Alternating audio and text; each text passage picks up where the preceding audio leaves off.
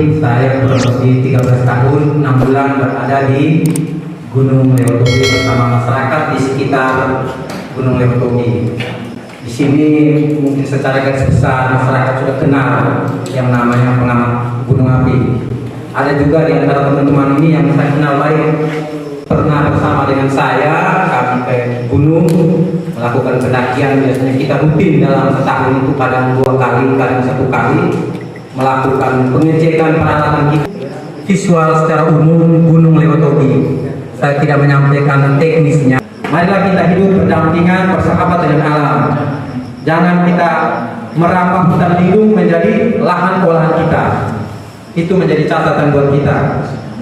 Komunitas PI pecinta Korwil Flores Timur tentang Indonesia.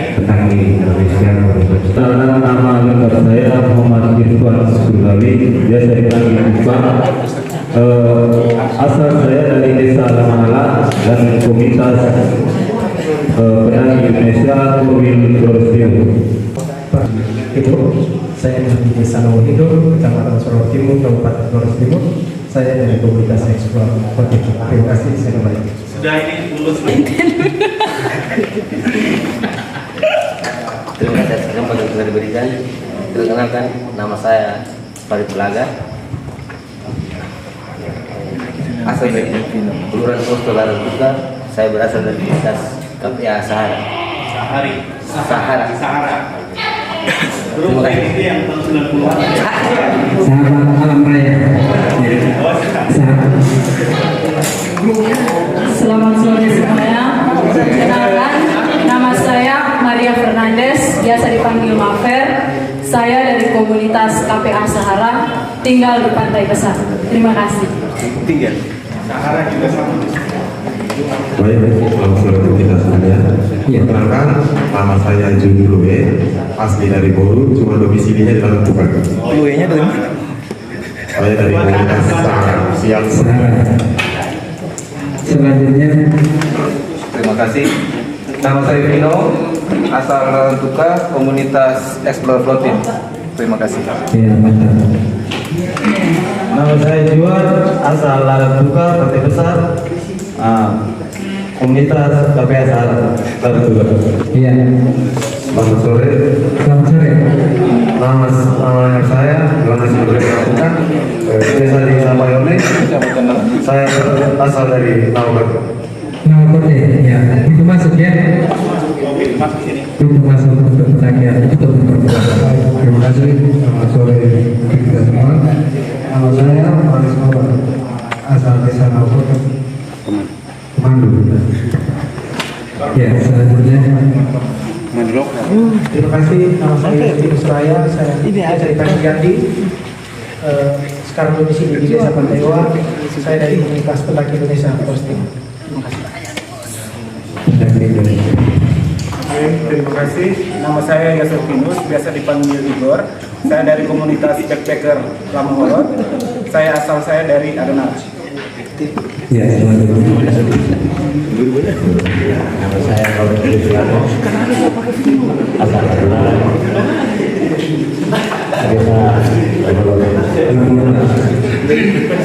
Selanjutnya, Terima kasih. Nama saya Emmanuel Sultan. Nama panggilan Eman, asal Desa Nampot. Desa Nampot ini pintu masuk juga ya. Halo, saya Bu dari Adonara, dari komunitas backpacker Lampung. Terima kasih.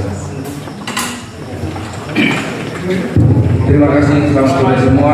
Nama saya Ernas Boro, asal Adonara, tepatnya Desa Langangbuyo, sebagai pengurus kelompok wisata budaya Desa Langangbuyo. Terima kasih. Perkenalkan, saya Abdullah dari Luwu.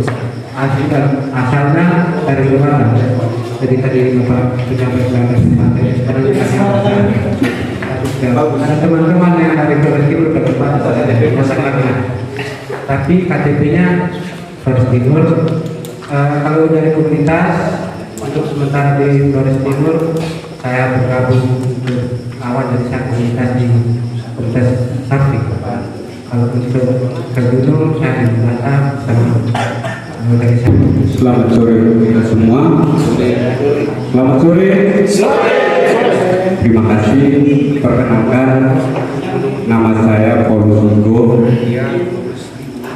dari Gema Putra Putri Lembata. Saya samarkan diminta sebagai narasumber, tentunya memenuhi beberapa persyaratan. Sebelumnya saya di APGI di kepengurusan 2019-2021. Iya, terima kasih. Ada kritik dari KPA Gema Putra Putri Lembata di Blitar, tinggal saya di Doleba. Membutuhkan peralatan nonton bisa. jelas maksudnya jelas.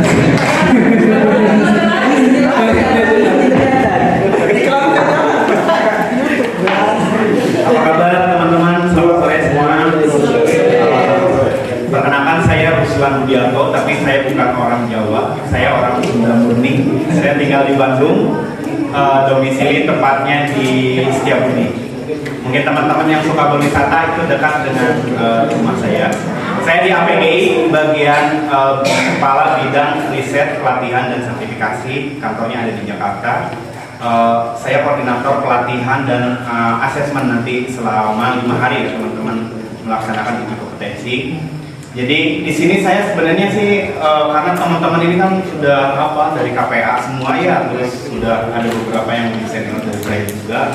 Kita sifatnya di sini sharing dan mengingat kembali aja, review kembali. Teman-teman kan selama ini sebagai guide atau beberapa yang pernah mengantar ke beberapa pegunungan di Flores Timur sudah paham lah tentang kondisi dan lingkungan kawasan yang ada di Flores Timur. Jadi kita mereview kembali, teman-teman akan nilai skill, knowledge sama attitude yang akan kita sampaikan. Jadi kalau saya kemarin pelatihan tuh asesor ASEAN, si konsultan itu orang Amerika dan Australia. Jadi ternyata tingkat parameter kelulusan di sana itu untuk menjadi guide itu bukan yang utama itu skill dan pengetahuan, bukan, tapi attitude. Kalau skill dan pengetahuannya bagus tapi attitude jelek itu tidak diluluskan. Begitupun kita di sini kita akan coba menerapkan sistem itu. Ketika teman-teman ada yang di sini ya beberapa kali mungkin dalam seminggu bisa bolak-balik 6 kali 8 kali ke atas, kemampuannya di atas rata-rata teman-teman yang lain, tapi punya attitude yang kurang baik, kita akan rekomendasikan itu tidak kompeten seperti itu. Jadi di sini santai saja. Nanti juga mungkin ada semacam kontrak ya. Kontrak boleh teman-teman merokok kan itu? Kita kembali ke sumber tapi dari dokumentasi. Oh, dari dokumentasi ya teman. Berarti menjelang jam-jam rawan diperbolehkan itu untuk yang merokok asal tidak mengganggu teman yang tidak merokok ya. Terus kebersihan dan kerapian tempat, teman meja itu tuh tidak boleh terlihat urakan istilahnya. Jadi teman-teman harus rapi. Terus meninggalkan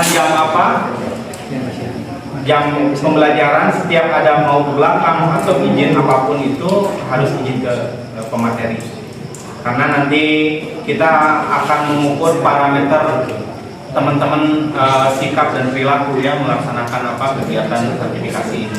Kalau misalnya teman-teman banyak ke belakang tidak izin atau merokok selama memboy aja ke sana itu attitude bagian. Sikapnya kita boleh santai, relax, tapi teman-teman ada sesuatu tolong dikomunikasikan. Seperti itu. Jadi teman-teman yang dari asosiasi lain misalkan, dia karena dirasa punya license kepemanduan, dia mau bawa tamu itu sembarangan, nanti ketahuan itu jadi masalah. Jadi kalau misalkan nih teman-teman sekarang sudah punya license ini, teman-teman bawa turis untuk hiking atau untuk trekking ke air terjun, itu sudah bisa. Tidak hanya gunung saja gitu ya. Apa saja aktivitas wisata yang kita ada atraksi jalannya itu di guide-nya sama pemandu gunung. Ini teman-teman nanti ada standar kompetensi ini. ada 20 unit standar kompetensi yang harus kita pahami. Nanti akan satu persatu saya akan jelaskan. Ini dimensi kompetensi ada 3. Yang pertama skill, knowledge, dan attitude. Kita masih di Indonesia ini masih mengutamakan orang yang akan lulus itu dia yang punya skill bagus, terus mempunyai pemahaman tentang ilmu juga baik. Attitude itu di nomor berapa kan? Yang penting secara tes tulis atau wawancara kita bagus saja, perfect, itu lulus kompeten. Nah sekarang kita mulai coba mengadaptasi bahwa dari ketiga dimensi ini ternyata yang paling penting itu attitude, sikap dan perilaku.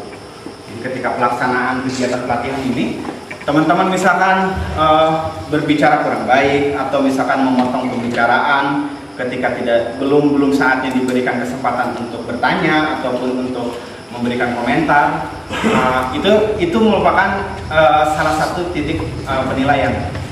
Ini attitude penting sekali. Ini 3 hal ini yang apa? Ini ada task skill, task management skill, contingency management skill. Nanti akan dijelaskan job role juga. Oke. Nah ini yang dimensi kompetensi yang harus teman-teman kuasai. Dia cari perhatian sekali ke kita. Intinya masih dia pengen tujuannya mendapatkan telepon satelit untuk menghubungi keluarga. Tapi dia terus mepet aja. Akhirnya kita terbuai kan, dan memberikan si fasilitas telepon satelit yang sebenarnya tidak boleh dipergunakan untuk dia menghubungi keluarga. Karena itu untuk emergency call kan. Kebutuhan kita untuk telepon helikopter, penjemputan atau evakuasi global rescue gitu. Ada global rescue itu evakuasi yang bisa dilakukan di seluruh dunia ketika kita tidak ada sinyal blind spot, kita bisa lakukan panggilan di telepon satelit. Nah, ketika kasus itu ketika kejadian itu teman-teman yang lainnya ketahuan, akhirnya kita dikomplain kan. Kita kena tegur, terus kita ketika turun itu kita punya kesan-kesan itu terhadap pemandu yang jelek gitu. Akhirnya kan kita ditegur lagi sama yang punya perusahaan. Dari situ berujung akhirnya tidak repeat order, kita tidak dipakai lagi. Contohnya seperti itulah. Itu ya penanganan situasi konflik. Nah ini unit kompetensi inti. Ada upaya penanggulangan seperti apa. Nah itulah kita membutuhkan informasi sebanyak mungkin tentang tamu yang akan kita guide. Itu asalnya Jabodetabek juga suka gunung berapi karena di sana tidak ada gunung berapi yang dekat, paling juga ke Gunung Gede, dan itu pun mereka sudah bosan karena berkali-kali karena dekat kan. Itu tentang objek yang akan kita kunjungi, interpretasi itu yang menguak informasi kawasan secara menyeluruh baik sosial dan fisik. Sosial apa saja? Kehidupan masyarakat, keseharian, budaya, kearifan lokal yang berkembang, termasuk nanti ada semacam mistis dan tabu. Wah ternyata kalau di sini menjelang malam, misalkan seperti itu kan bercerita mistis dan tabu, tidak apa-apa disampaikan saja. Itu untuk menarik sebuah cerita. Tapi yang penting kita tidak berlebihan. Itu yang cerita itu yang berkembang dari masyarakat turun temurun dan diceritakan. Misalkan kalau di kita kan menarik saja. Kalau misalkan di sini nih ada batu angus itu tempat semedinya orang-orang untuk mensucikan diri zaman dulu gitu. Mencari tempat moksa, melihat pemandangan sekitar dan berdoa kepada penguasa. Misalkan diceritakan seperti itu, dan emang itu cerita itu turun temurun dari rakyat, dari masyarakat. Itu bisa disampaikan. Itu menjelang hujan itu awannya seperti apa? Itu nanti bentuk awannya seperti apa? Pergerakan angin ke arah mana? Kalau misalkan teman-teman sudah bisa membaca itu, teman-teman sudah bisa menghindari dari beberapa permasalahan cuaca di lapangan. Seperti itu. Kalau misalkan teman-teman sehari sebelumnya melihat ada beberapa penampakan secara alam gitu ya, tingkat keawanan sudah lebih dari 90% gitu, awannya sedikit cahaya. Kalau sudah di bawah 50% tingkat keawanannya, berarti itu ada kemungkinan akan terjadi hujan, apakah di tengah hari ataupun di sore hari, seperti itu. Berarti kalau begitu kita harus cepat sampai ke base camp, mendirikan tenda. Kalau misalkan si calon klien kita emang rata-rata usianya 50 tahun, berarti harus ada tim pendahulu nih, ada tim advance. Oh, berarti kita ada tambahan biaya lagi tuh untuk mengcover kebutuhan tim pendahulu membawa logistik ke atas, seperti itu. lebih awal. Itu nanti guide lokal 2 orang dengan 1 tour guide-nya. Jadi kita 3 orang. 3 orang ini 2 orangnya itu 1 penunjuk jalan, 1 dari porternya. Karena salah satu tamu dia butuh porter. Jadi 1 untuk handle. dia punya barang. Dia punya barang. DP barang kan? Ini masih di hari pertama, kita startnya jam 5 sore. Jadi kita punya perjalanan sampai ke kita punya lokasi camping ini nanti, lokasi untuk kita menginap, kita perjalanan 6 jam. Kenapa 6 jam? Kan ada peserta ini ada 2 orang bukan pendaki, jadi kita harus ikut mereka penyelidiknya. Jadi kita akan 6 jam, kita estimasi 6 jam untuk sampai di lokasi camping. Nanti setelah sampai di lokasi camping kita menginap di sana, jam 3 dini hari kita harus start ke puncak. Perjalanan dari titik camping ke puncak kita bisa habiskan 2 jam sampai yang semolong-molongnya kita 3 jam. Dan kita pastikan 2 jam nanti sampai. Berarti ada yang dikejar momen apa gitu? Kenapa? Jadi nanti kita akan kejar sunrise di sana. Jadi teman-teman yang butuh foto sunrise bisa siap untuk kita harus fight di 2 jam itu harus pas. Karena untuk contoh dari perkiraan besok matahari terbitnya jam 5.30. Jadi kita harus sudah sampai di puncak sebelum jam 5.30 kalau kita mau sunrise. Sudah masuk hari kedua.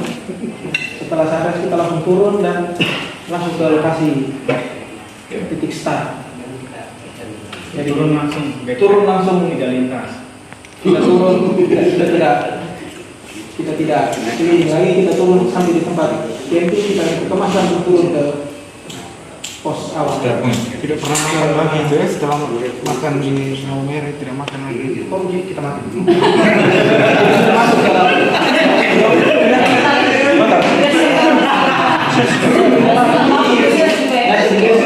Kita akan makan di sana.